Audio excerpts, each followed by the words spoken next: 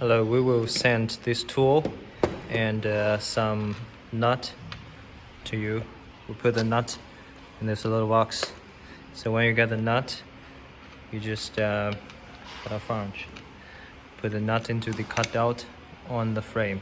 And if the hole is if you cannot put it in, sometimes you need to use a hammer to smash that into the cutout. After that,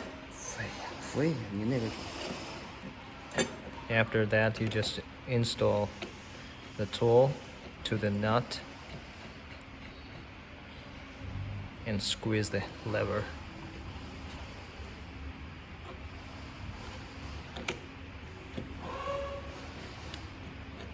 Okay, release the tool.